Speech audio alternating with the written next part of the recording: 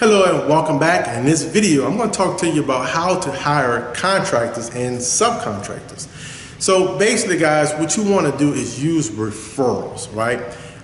If you have a family member, that's great. If you trust them, that's great. Hey, I get that. But I'm just saying, if you don't have a family member, you don't have a friend that you can trust, then you want to use referrals, right? You want to ask other investors that's invested in your area, or you want to ask other homeowners that has some work done to their house, hey, what contractor did you use?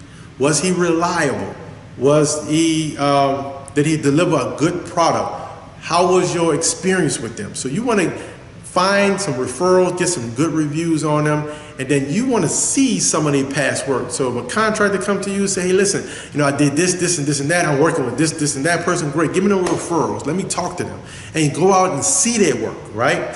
So you want to put your eyes on it. You want to see it. And that goes for contractors to subcontractors to even vendors, right? You want to be able to see their work. You want to get reviews on it. You want referrals. That's the best way to do it. Secondly, guys, you want to make sure that they're giving you a detailed work scope budget, right? Let them give you something vague. You want something detailed. So if this line item says plumbing, I need to know what you're going to do in the plumbing section of my house, right? I'll need to know A, B, C, and D you're doing in plumbing. If it's electrical, what are you doing for electrical? A, B, C, and D. So you want a detailed construction budget that you can have access to, that you sign off on it. You want to see they actually licensed, right?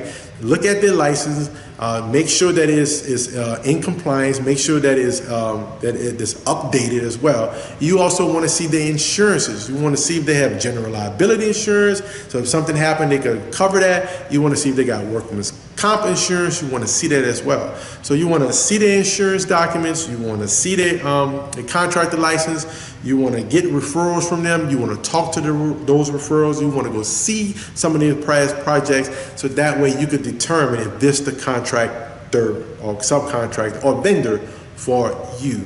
So guys, always have paperwork in place. Never do anything verbal. If there's going to be a work change order, then make sure that that change order is in place.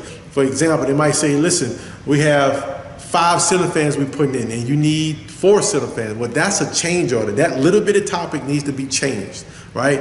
If you went from having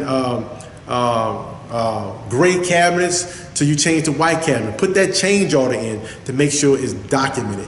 One of my favorite books in 1 Thessalonians 5:21 says, prove all things. So we want to prove all things. This is not personable. This is business.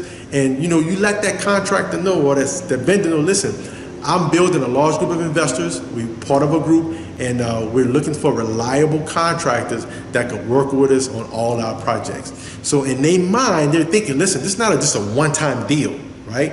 Let me give them the best prices possible. Let me perform as a contractor, give them my best, so that way they can hire me for their next job. Not only that, they can refer me to the other investors within their group. So you want to paint the vision for your contractors as well. Let them know this is not a one-time thing, right?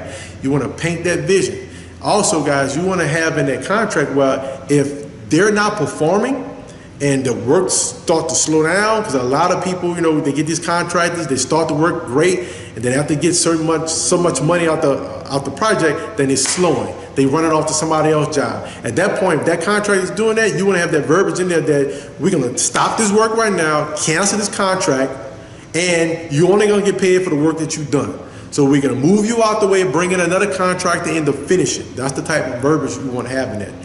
So guys, it's extremely important for you to do this. Why? Because a lot of people fail because they're buying the properties wrong, they can't finish the project on time or in budget, and they can't sell a project. So you want to avoid all 3 of those mistakes, and that's the purpose of this video training series, to teach you how to solve all those problems. So how to finish your project on time and in budget is the fact that you want to get a estimate from several contracts, not just one, maybe 3 contracts, maybe 4, until you get comfortable and have the skill set to know exactly what the cost is going to be yourself. But if you are new, you don't really know these costs, so you want to be able to rely on some professionals that's been referred to you, but get 3 or 4 contractor bids.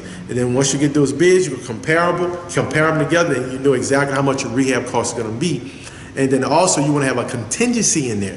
You want to put in maybe a 10% contingency. That's just miscellaneous stuff. So just in case they open up a wall, they have termite damage, you got a 10% budget in there to cover that. So whatever your total budget come up to, let's say it come up to $45,000, you want to add 10% of the contingency, that's $4,500. That'll protect you as well. So now you have the proper amount for your rehab, right? Now the second thing is you want to make sure it's done on time, right? So as you're working, like I said, you start to see them slow down, you call them out on that, say, listen, where you at, right? You want to have something in place, maybe in writing in that contract, and say, listen, how long is it going to take you? A rule of thumb is, from my experience, for every $10,000 worth of rehab, it's going to take you 1 week worth of work. So if you have a $45,000 rehab budget, then guess what? That should take you 4.5 weeks to get it done. And if they're dragging their leg, they're running off to somebody's job, then you have something in place and say, listen, how long is it going to take you? When you're going to have my project finished? 45 days? Great. So let's put the date, count it out, 1, 2, 3, 4. Okay, this is the date, you're going to be finished here. Every day after that is going to cost you $100 or more, whatever you're comfortable with, right? But you have some type of contingency in there to say, listen, it's going to cost you $100 every day that you're late on my job. That keeps them fired up and motivated to stay on your job. And if, like I said, if you see that it's not working out in your verbiage, you'll be able to stop that contract, pay them for only what they did, bring in another contract, do the same paperwork with them, and then let them finish the project. So that alleviates the problem of finishing the project on time and also finishing the project in budget. So you definitely want to be in budget with your project, guys. So having said that, I hope that's been helpful to you. That's how you hire your contractors. Take care. See you in the next video.